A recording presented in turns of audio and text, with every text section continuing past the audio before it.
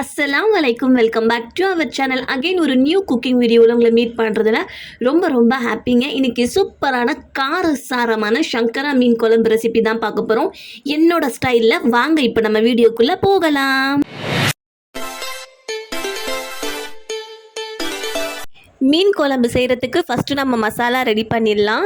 அதுக்கு ஒரு பிளெண்டரில் 1/4 கப் அளவுக்கு தேங்காய் எடுத்துக்கோங்க.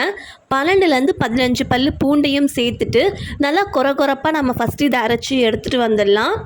இது கூட பார்த்திங்கன்னா 2 மீடியம் சைஸ் தக்காளியை சேர்த்துக்கோங்க. ரஃபாக சாப் பண்ணி ஆட் பண்ணிக்கோங்க. நல்லா பழுத்த தக்காளியாக எடுத்துக்கோங்க. அப்போ தான் நமக்கு கலர் சூப்பராக கிடைக்கும். இதையும் நம்ம அரைச்சி எடுத்து வச்சுக்க போகிறோம். இப்போது பேன் சூடானதுமே 3லேருந்து 4 டேபிள் ஸ்பூன் அளவுக்கு எண்ணெய் சேர்த்துக்கோங்க. எண்ணெய் நல்லா சூடானதுமே 1 கப் அளவுக்கு நான் சின்ன வெங்காயம் எடுத்திருக்கேன்.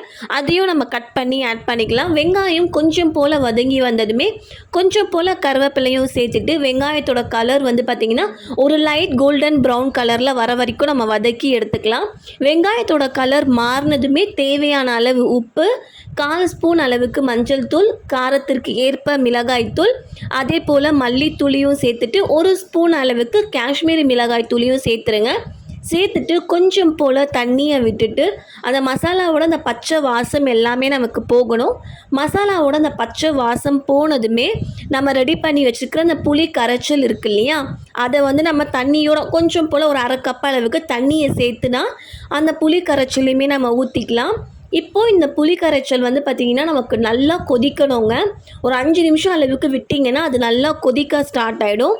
ஸோ கொதிக்கும் போது நம்ம ஏற்கனவே ரெடி பண்ணி வச்சுருக்கோம் இல்லையா தேங்காய், தக்காளி, பூண்டு பேஸ்ட்டு, அதையுமே சேர்த்துட்டு இது கூட நான் மறுபடியும் 1 கப் அளவுக்கு நான் தண்ணியை சேர்த்துக்கிறேன்.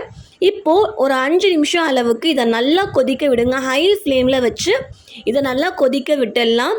நல்லா கொதிக்கும் போது ஸ்டவ்வை மீடியம் ஃப்ளேமில் வச்சுட்டு தட்டை மூடி ஒரு 20லேருந்து 25 நிமிஷம் அளவுக்கு அதை நம்ம நல்லா கொதிக்க வச்சு எடுக்க போகிறோம். 25 மினிட்ஸ் ஆயிடுச்சு. நம்மளோட குழம்பு சூப்பராக கொதிச்சிடுச்சுங்க. இப்போ நம்ம மீனை சேர்த்துடலாம். நான் சங்கரா மீன் தான் எடுத்திருக்கேன்.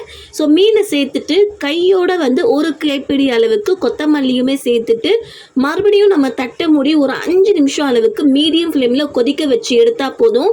நம்மளோட சூப்பரான மீன் குழம்பு ரெடி ஆகிடும். நம்மளோட வீடியோவை ஃபஸ்ட் டைம் பார்க்குறவங்களா இருந்தீங்க அப்படின்னா மறக்காமல் சேனலை சப்ஸ்கிரைப் பண்ணுங்கள். பக்கத்தில் இருக்கிற பெல் பட்டனையும் ப்ரெஸ் பண்ணுங்கள்.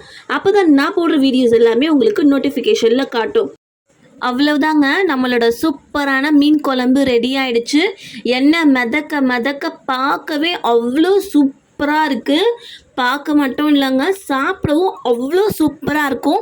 எந்த ஒரு ஃபுட்டுமே பார்க்க நல்லா இருந்தால் தான் நமக்கு சாப்பிடவும் தோணும். ஸோ கண்டிப்பாக என்னோட மெத்தடில் மீன் குழம்பு ட்ரை பண்ணி பாருங்கள். அட்டகாசமாக இருக்கும்.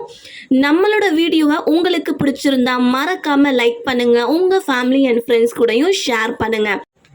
அடுத்த ஒரு புது வீடியோவில் சந்திக்கும் வரை டாடா, பாய் அண்ட் தேங்க்ஸ் ஃபார் வாட்சிங்.